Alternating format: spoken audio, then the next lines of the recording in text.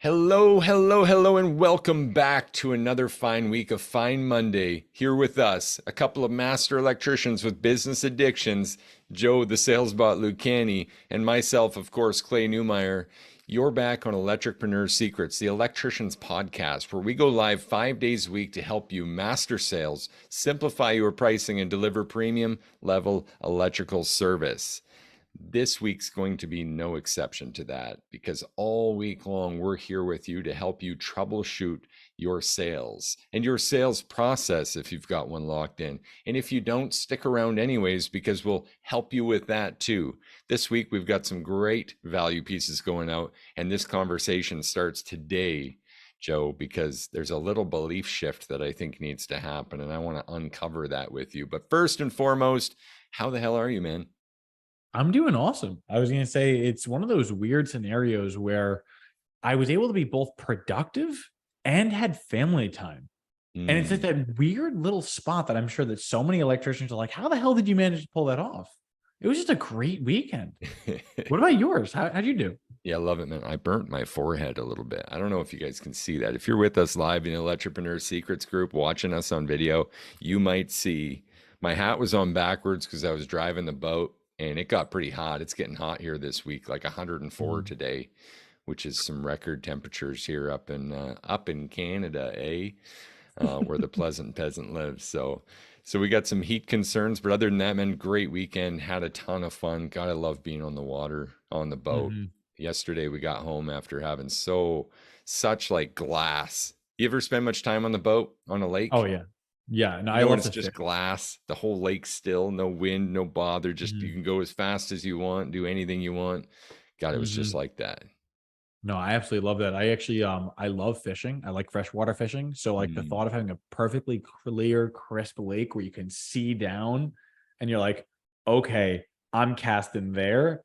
Mwah! That's the sweet spot right there. I love it. Yeah, man. And this is Harrison Lake, notoriously cold, but it's about 5 feet low right now. And the waters, I shit you not, I think due to limestone Mhm. underneath and lots of rock in there, limestone, they're Caribbean looking, like a teal, turquoise, just like Really? vibrant blue, man. Oh, I can't wait to show Wow. you guys some pictures. Yeah. Yeah, I'm so pumped. I'm looking forward to seeing them. All right. Without further ado, let's jump into this. I want to tie two things together. First and foremost, it is Monday. Mhm. And we're talking about why sales are hard and how to troubleshoot them. Mhm. These two have something incredible in common. Both of those we tend to approach with maybe an unaudited energy sometimes. Would you agree with that? We come into Monday and Yes. we're like, another case of the Mondays. Nothing's going right today. Ugh. And the sales can Yeah. add up that way too. So why don't we jump right into it? What do you think about that and the connection I just made, Joe? Oh, I'm 100% about that because the biggest problem that people end up running into is the mentality that they bring in with it, right? If you believe that Monday is this acceptable slow day where you're like, you can start a little slow and you have a little more coffee than normal and a little bit groggier, and okay, well, your results are going to speak to that. And then as a result, you now, instead of having 5 days of work, you have 4 days of work because one, you don't really count, doesn't really go to the scoreboard. And in all honesty, I'm not willing to take a day off the calendar. Yeah, I agree with that. I do, 100%. Now, I also want to call attention to something else because you had a bit of a hit on Friday. You talked about making the small bags instead of the home runs, batting for Yes, singles, not for platinums in our correct. language. If you're selling six options, platinum would be your Mhm, highest option. We've covered that a few times, but mhm. that is so important. I wanted to tie that in here and then kind of work from that a bit, Joe. Would that be Sure, fair of us to do? sure, by all means. Okay, so stating the importance again, and I think I tied this in Friday, which is that movie Moneyball. If you Mhm. guys haven't seen this, maybe you're not interested in baseball, maybe these metaphors, analogies mean nothing to you, but put it this way. If you were swinging for home runs all the time, like all the time, and I'm going to try to reference a stat in my brain here, but A-Rod, who's a known all-star in baseball for a long time, has the most, or he's in the top three of most grand slams of all time in Mhm. MLB, Major League Baseball records, but he's also in the top five for strikeouts of all time. Mm-hmm. So that's a really important thing to tie in here, because as we're swinging for the fences, what's going to inevitably happen? You're going to get more no's. I mean, it just goes hand in hand. A customer calls you for the trip GFI and you're presenting a automatic generator. It's likely, very likely, if you don't position your because statements correctly, they're going to say no to it. Yeah, really great tie. And so what we talked about Friday then also was Mhm. how to build up and focus on that lowest option, really matching the desire, Mhm. the known desire or the original call of the client, Mhm. so long as it meets your minimum safety standards. You want to speak Right. to that for just a moment? Sure. So a lot of times people wonder, like, why do we design the options or how do we design them? And like, what's the thought process behind it? And back to what we were saying on Friday, my mentality was less on the home run swing and more on I'm just constantly cool with just making connection with the ball. It doesn't matter what I do, whether it's a home run, whether a double, single, triple, ground ball, I don't care. But I'm going to make contact every chance I can. That's why having a solid spread with a range of choices from the finest a customer could buy, like truly the finest that they could buy, down to the most bare bones, economical, your limit, your threshold of standard is that. The reason why I felt that was so important is it actually becomes the most ethical way of making an offer. Because if you're focused on saying, I don't care what option you choose, I've given you all the choices as a professional, and now I'm passing you the ball, and you can choose whichever one you feel is best for you and your family, you are more likely to get a sale out of that than you are to strike out. But if you were to simply say, well, I made you six choices, but these are the ones you really want, they're going to see through it. Because wouldn't we? And why would Absolutely. we treat our customer different than we are? Oh, exactly. And you know what? As you're saying that, I'm connecting two dots here because Edwin Castro, one of our clients, is with us in the live chat on the Electricpreneur Secrets Facebook page currently. And just last week, I think it was Friday, he shared a Mhm. very, very inspiring story. Would it be wrong of us to touch on that quick? No. And besides, we absolutely love Edwin anyway. So, like, Edwin, man, this goes out to you, brother, man. Okay, this one's going to be written in history now on the Entrepreneur Secrets podcast. So here we Mhm. go, Edwin. Thanks for the share, brother. Um, in this topic and on this same topic of showing up no matter what, making sure to make connection with the ball, just following the process, and then you're really playing demand call lotto from there. Because if Mhm. we can do this consistently with all prejudgment and any emotional baggage removed from arrival and just showing up authentically as ourselves, ready to help people. Mhm. So let me set this backstory up.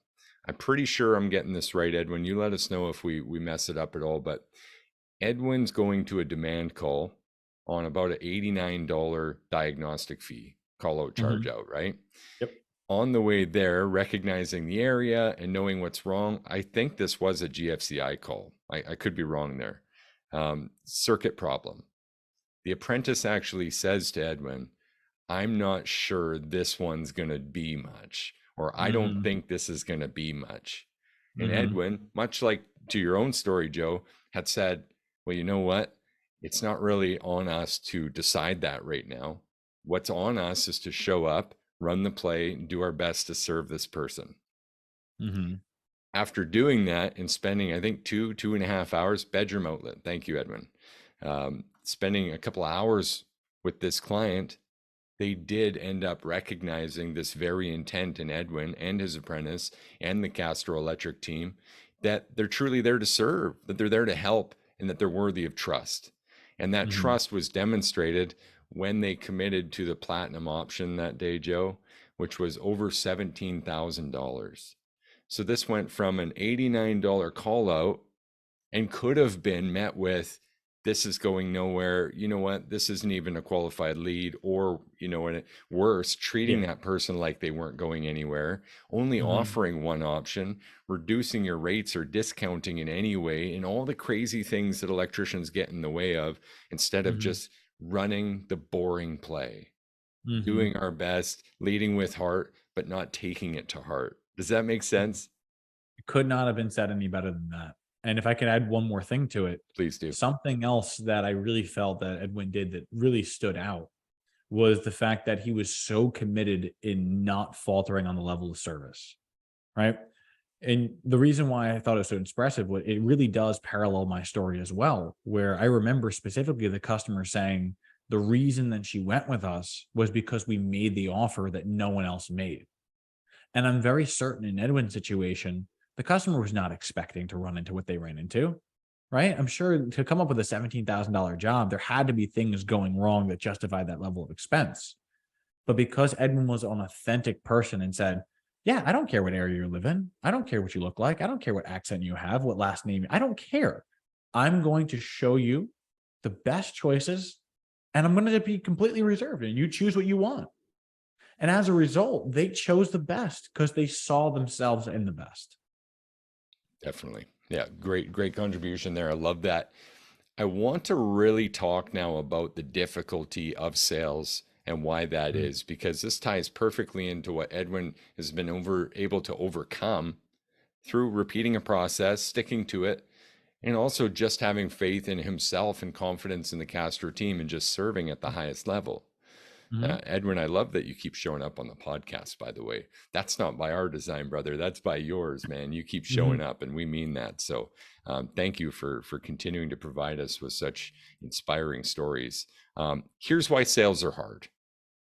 When we don't close a sale, it feels like we're wasting time, right? Mm, Anyone ever feel that? When we feel resistance from the client, it makes us question ourselves. Anyone ever mhm. feel that?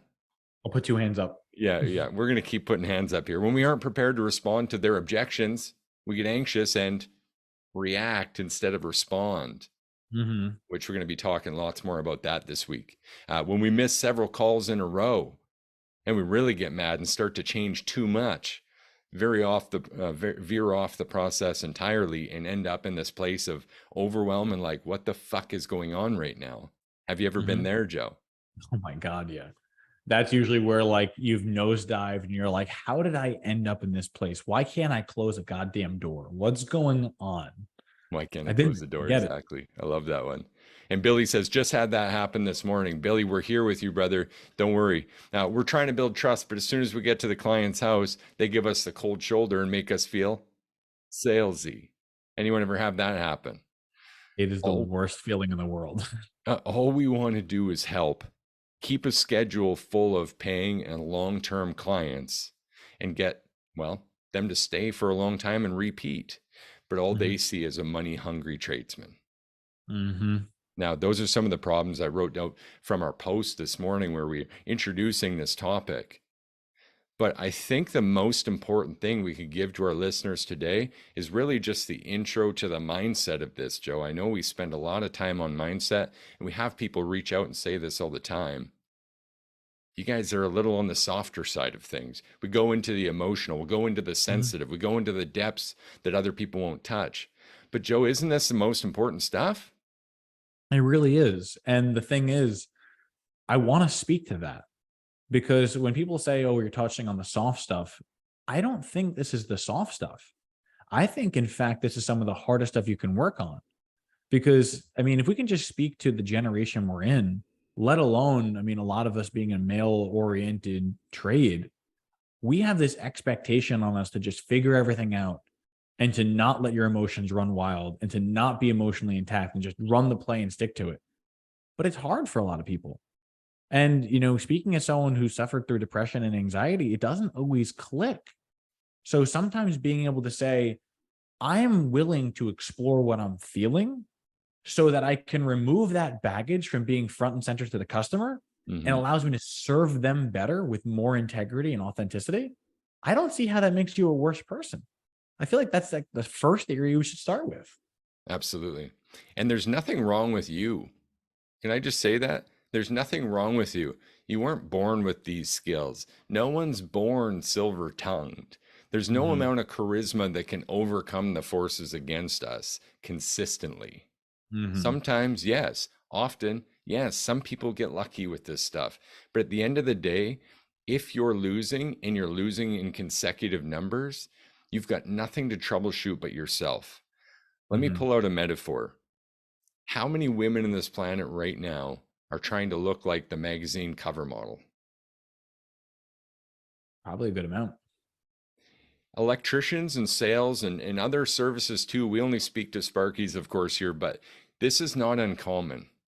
We look at the model of excellence, like the $1 to $2 million sales text we keep hearing about and listening to on the podcast. Well, they handle objections like a pro. Guess what, guys? Well, let's be honest here. That's a ton of muscle memory. There's a ton of training behind that. The pros at the top have the 10,000 hours. Mm-hmm.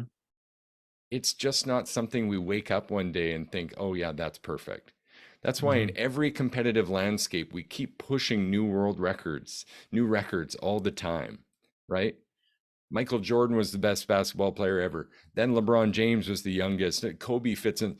Every sport has their all-stars, and they keep getting younger and better and accomplishing new records all the time. Mm-hmm. But being exposed to just those all-stars is actually doing us a disservice because it causes unrealistic expectations where we line up, we listen to a podcast like this. Maybe you guys are right now, but guess what? We're going to break down the mold here a bit today and actually help you with some today action, because you could be listening to this and hearing Joe's story of how he sold 1.3 million consistently from his van. But we don't say that so that you can. We don't say that to tell you that you should. We just say that to let you know there's a process for this that someone's exercised and proven that you could too. If one person can, you can too. But just creating those expectations and thinking, well, in a 1 week transformation, I could be that, is unrealistic.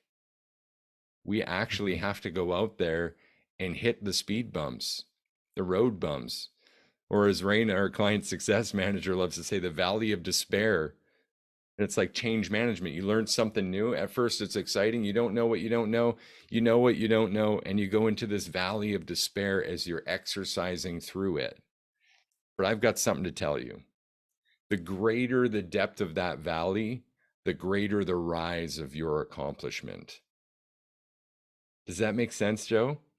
It really does, because there almost shows a level of comparison between the two, where, and if actually, I'm going to go off the top of my mind, it almost reminds me of electrical sine wave, where we recognize that one has an equal high to its low. Hmm. And you cannot experience what we're trying to have you do if you're not willing to be open to that range of emotion. There are going to be lows. There are also going to be highs. It's the mentality of saying, I won't let my highs keep me up there. I won't let my lows drag me down. That is the mentality to keep. Yeah, really great. I want to circle back to the baseball analogy to introduce this next point. Part of the power of the singles is that you're not wasting time today. Mm. If we truly followed our top of funnel process, I don't want to get too marketing nerdy, but a sales funnel, top of funnel being the qualifiers, the point at which we get someone into our pipeline, the point at which someone says, hey, I would like you to come check this out for me. Hey, would you be able to provide an estimate for XYZ? This is like you going to bat. Hitting the single is connecting on that lowest option. Hitting the Mm-hmm. single is causing an exchange of any size. Because what happens beyond that is that exchange is actually an action of trust. Mm-hmm. Now we know we have a customer. Now we know they accept our level of service, white glove, Mm-hmm. right? And So hitting a single, that's how the Oakland A's did it in this Moneyball reference. They built a team of single hitters and it almost won. They almost took the entire MLB that year. They almost took it all. And they were against, I can't remember the exact numbers, but 10x, like New York Yankees salaries were 10x what the Oakland A's were. And they were winning from singles baseball. Sorry, Joe, go ahead. no, it's all good. I honestly don't remember what I was going to All right. mention as we were going through it. That's all right. Well, I can keep going. It'll come to me. I'm certain of it. So the first and foremost big win here is to not look at this sale today as an expectation or an outcome. When we put money on the calendar in terms of goals, which we all do if we're an aggressive sales organization to any sense, right? We give our people thresholds to work from. Hey, we're trying to hit 20, 30,000 this week. Or for some, it's, hey guys, we're trying to make $2,000 a day per truck. Mm-hmm. Maybe it's just me. Hey, I'm trying to make 3,000 a day. But these goals can get in the way of those singles and those relationships, and hence why Hmm. performance pay is actually a bit of a fickle challenge. Hmm. Now, do you I have it on remember what I top of was going to mind? say. You Yes, I ready? remember what it was. Okay. So the main thing that we're trying to take away here is also why getting the single is so important. Because when we do white glove premium level service, it's something that most customers haven't experienced before. And I can imagine someone saying, you know what? I don't know what this company is going to be like. I'm not going to give them the $10,000 job. I don't know if these guys are horrendously overpriced, but I need my bedroom outlet fixed. All right. You're here. You'll do it today. I'll take risk on 500 bucks. Let's go and we'll do it. But then when you show them, you showed up as a uniformed technician with a beautifully wrapped truck, smiling at the front door, offering to bring coffee on your way over, cleaning up before. I mean, electrician sweeping, like everything, the whole 9 yards. That gives the customer more reason to continue putting more into your pot and saying, you know what? I did have a great experience. We're actually thinking about doing a ceiling fan. Maybe we'll try that for $1,000. Hey, now we're talking about getting the garage Tesla. Okay, it's another 3,000. And they keep going up in scale because as you keep rising to the occasion and meeting them at their emotional needs, they have more reason to keep coming back to you. So the single gets you into the home run level sale, but you never would have gotten there if you went right to the home run. Yeah. You know what? As you were talking through that, I'm thinking like this reminds me of almost a financial planner relationship. Mm-hmm. Can you imagine going to a financial planner and they're trying to close you in one visit on a big investment? It wouldn't happen. They'd have to see, I would have to be so convinced that my money is working for me to an extent that I'm literally going to put it in and I never have to see it and there's no risk. It wouldn't work. And But you I have a would be financial able, planner, right? yeah, I love talking about finances. That's one of my favorite things to talk about. How long has that relationship been with your financial planner? I've been doing financial planning since I was 16 years old. Same person? Same company. Same company. Same Exactly. company, So yes. perfect. Using that as a narrative now, imagine you and your electrical service and the options you provided on this timeline like a financial planner. Mhm. Imagine not only serving this person, but one day their kids, their entire family. Mhm. Imagine you have that level of trust that you're literally planning their future through your company. You're Mhm. helping them stage all their upgrades in their home so that you never guess it when the next time you'll serve them is. You're actually helping them plan it. It's great. And in anything, it's one of the reasons why we offer the first class membership so much. Because I know for a fact I could go to my financial planner, I could send him a text, and within 15 minutes, I'd get a message back. Like I'm certain about that. But Mm. it's because there's a certain level of investment working with this company. But then at the same time, when our customers say, you know what, I want to message him, when you respond quickly and say, I could come out tomorrow. Why? Because you're a first class member. I'll move other people aside. I want to take care of you and your family. That encourages them to keep making that call, to keep putting that quarter in the machine and saying, you know what? I'm going to keep calling them back out. Love that. I do. And as you start getting these wins and even being challenged by some of the misses where we're trying to figure it out, what really supports us through this is a process for the pre arrival, the energy audit, right? Mhm. Having your process laid out for during the sale and making sure that we're consistent in that delivery, but then also the post process where we can self evaluate and self regulate at the same Mhm. time, and taking those the data and the notes from each call and being able to then share that with your team. Mhm. That's how you can build a consistent sales force, recognizing that this is sometimes, you know what? I was going to say a two-way relationship, but it's even bigger than that when your staff and all the stakeholders are actually involved in this. When we talk about the importance of this, we also have to recognize the feeling of it too. So I want to introduce a feeling that was brought up in our class this morning. One of Mhm. our clients, Dorian, right, who was actually a freemium follower and had about 10 grand in wins before he ever signed up with us, just had a 10 grand win this weekend from a single sale. Mhm. And after he said something magical, and I might butcher this, Joe, so if you remember it better than me, you let me know. Awesome. But he said, I wanted to be really excited, but when you follow the process, this is just the result. That is actually exactly what it was. Because the main thing was he was trying to say, I know I could get excited by a $10,000 sale, but I'm not going to get excited because it's just the result of what we're doing. When you can put that level of intentionality of this is the path I walk, this foot goes in front of this foot, goes in front of this foot, and it's on repeat, you'll find that you become more authentic because the words come out on autopilot. And when they come out on autopilot, you're able to communicate in a way that the customers understand and can receive. And they see that you're making an ethical offer. So as a result, they purchase.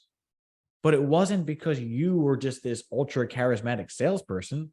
It's the result of you walking and following the play consistently. So I'm super proud of him. Dorian did a great. In fact, it was Saturday night. It wasn't even just Saturday. He got a Saturday night sale. Yeah. That's amazing. And that just reminds me heavily of the law of separation, Mm-hmm. where we're just separating the data from the emotion. And that's truly Mm-hmm. what a process is supposed to do. So, guys, if you're feeling that everything we described earlier, you're feeling the emotions around when we miss an opportunity, right? We're feeling the reactivity instead of the response, the collective response when we meet objections we haven't seen before. When we're feeling almost at times maybe robotic or lost in the robotics of a situation, all of this can just be solved by having this pre, during, and post process. Mm-hmm. And the biggest challenge I'm seeing, Joe, really is the reason why people don't invest in the pre and the post is because we're all in a time crunch. We're all trying to rush in and out. We're all trying to not exchange time where there's no cash involved. Mm-hmm. And sometimes this takes a little bit of faith. Yeah. Sometimes to better our clients and to better our situation, we have to know that there is a required effort, a required time investment to get the level of results that we need. Go ahead. I wanted to touch on that because one of my best clients, who I will not mention, gave a lifetime value of $300,000. Mm, But the thing is this client was not easy to sell to. Every presentation was hours. And you never knew realistically if you were going to get a sale at the end of it. But the fact is that you had to operate in a level of faith of saying, well, this person has purchased before, and this is their buying style, and this is how they've done it. And maybe they talk in circles for a long time, but you trust that the process is going to get you across the finish line. And that's why I love it so much, because it actually is a funnel. If you can stay in the process long enough, your client will eventually get to the finish line mm. and you with them hand in hand, where you both win. And they say, thank you for helping me with this. You can say, thank you for the deposit. Either way, it works out. So I think when you said operating through faith, I want to bold and underline that because I had to experience it myself. Doesn't come easy, but when it works and you can get it consistent, there's nothing like it.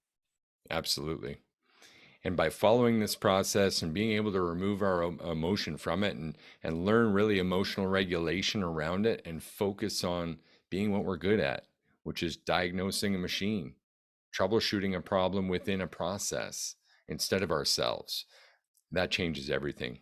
Joe, we're out of time on this one. This has been our first episode on supporting electricians with really sales diagnostics, Mhm. figuring out some of these problems without losing our cool, losing our heads, and ultimately losing our clients or staff around it. What would you Mhm. suggest for a couple of action items today? Do you have anything on mind? Yeah, I can go with something. So I'd say the first thing is, and I hate to say it, is that you can't lose what you didn't have, right? Really And important. to double that down, what I mean by that is this. You could go into this call and say, "Oh, this is a great lead. I'm going to knock it out and it's going to be amazing." And they could not buy. Or it could be an absolute shit lead that you say, "Oh, they're never going to buy, they're never going to move forward." And either call, we do not know the outcome. But we do know that if we have a process, We need to run it, because you can't lose the job that was never yours in the first place. If you run the play, you have a higher likelihood of getting it done. So I would say for an action assignment is the first thought of just saying, you didn't have the job when you showed up. So there's nothing wrong with you trying to push to have the job. Yeah. Believe that you can get it and operate through faith, and you're more likely to get it than if you were to just hope that you're going to get it. Yeah, definitely. I really like that. I'm going to tie in two things for an all-star. I'll make them concise here. One is that we talk about the power of listening so much. Mm-hmm. The process is your framework for staying on track, getting to the result, hitting the commitments you need. But we are chasing a result, not an outcome. Well, what's the difference? A result can be anything, positive or negative, with reference to the other. But a result is getting through it. A result is learning from it and just being happy to achieve that result. Like sometimes we've introduced, sometimes we disqualify ourselves, Joe, right?